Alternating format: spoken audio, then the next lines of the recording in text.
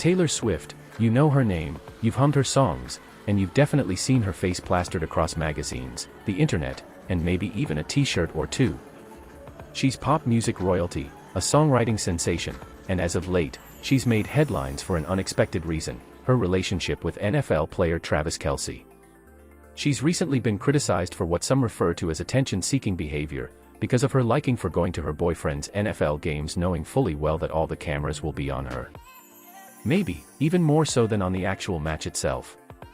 This whirlwind romance is a classic case of celebrity cross-pollination. Taylor gets to expand her audience by tapping into the NFL fanbase and its massive reach, while her boyfriend gains access to a different kind of fame, walking red carpets and gracing gossip columns. It's a win-win, right? Well, the world of Taylor Swift is like her music, a mix of catchy melodies and hidden depth. There's always another layer, a more complex story behind the shiny surface. But not all is roses when it comes to Taylor Swift's world. Beneath the dazzling stage persona and star-studded love life, there lurk controversies, feuds, and battles that hint at a darker side to the fame machine. Let's take a look at her scandals, starting with probably the most famous of them all, and buckle up, because this one's a roller coaster. You did this, it made me feel like... We're going back to the infamous 2009 MTV Video Music Awards. Young, wide-eyed Taylor Swift wins her first ever VMA, and who should barge the stage mid-acceptance speech but Kanye West himself. The whole "I'ma let you finish" fiasco basically set the foundation for over a decade of on-again off-again beef. Fast forward to 2016, Kanye releases his song Famous with that rather spicy line about Taylor, you know the one. I just wanted you to know. Taylor claims she was blindsided, while Kanye insists she gave her blessing. Then, Kim Kardashian enters the ring, releasing a secretly recorded phone call snippet that seems to support Kanye's version of events. And try to rework this line. Taylor's snake reputation goes viral, and let's just say the internet was not kind to her. Plot twist. Years later, the full phone call leaks. Turns out, well, maybe there was some artful misdirection in that original snippet after all. Yeah. Okay. Cue Taylor's redemption arc and a whole lot of "I told you so." This feud has everything: betrayal, revenge, and endless receipts. But let's remember another one of her biggest scandals. Here's where things get a little messy. Taylor Swift, for most of her career, didn't own the masters to her own music. Masters are the original recordings from which all copies are made.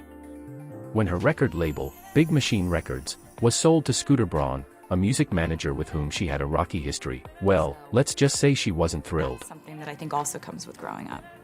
Which brings us to Scooter Braun. Yeah. Taylor very publicly denounced the sale, accusing Braun of bullying and trying to dismantle her life's work. This turned into a massive war of words, fueled by legions of Swifties, Taylor's fiercely loyal fans, ready to fight for their queen.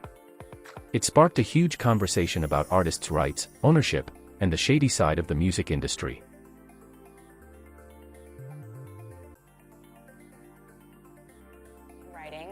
The saga continues.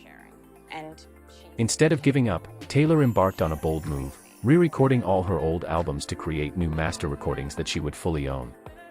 Talk about getting the last laugh in the most epic way possible. And it wouldn't be a proper pop star experience without a couple of lawsuits sprinkled in, right? First up, there's the "Shake It Off" case. Got nothing in my brain. That's what people say. A pair of songwriters claimed Taylor plagiarized their song, basing their argument on the similarity between their "players gonna play, haters gonna hate" line and Taylor's catchy chorus. This legal battle dragged on for years before finally being dismissed.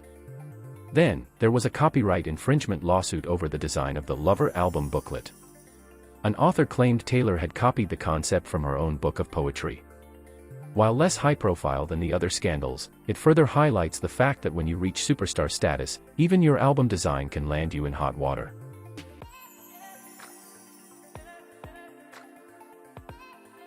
And who can forget about the Eras Tour debacle? This was less a scandal, more like a mass fan meltdown triggered by the sheer impossibility of acquiring concert tickets. Let's break it down. Record-breaking demand met with Ticketmaster's technological failures and alleged monopolistic practices created a hotbed of chaos.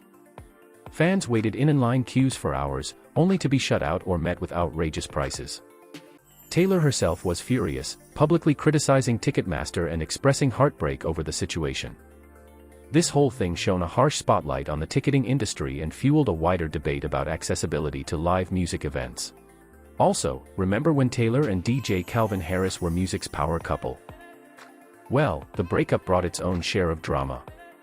Initially, things seemed amicable.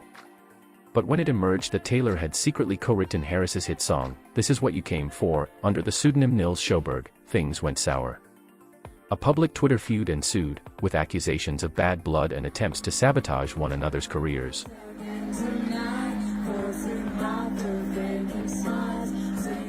It was a messy glimpse into the sometimes not-so-glamorous side of celebrity breakups.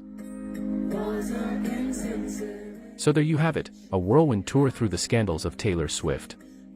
There's much to unpack here: the complexities of fame, the cutthroat music industry, and the ever-evolving image of a pop star. Is Taylor a victim, a calculated mastermind, or something entirely different? That's for you, and the legions of Swifties and pop culture analysts, to decide.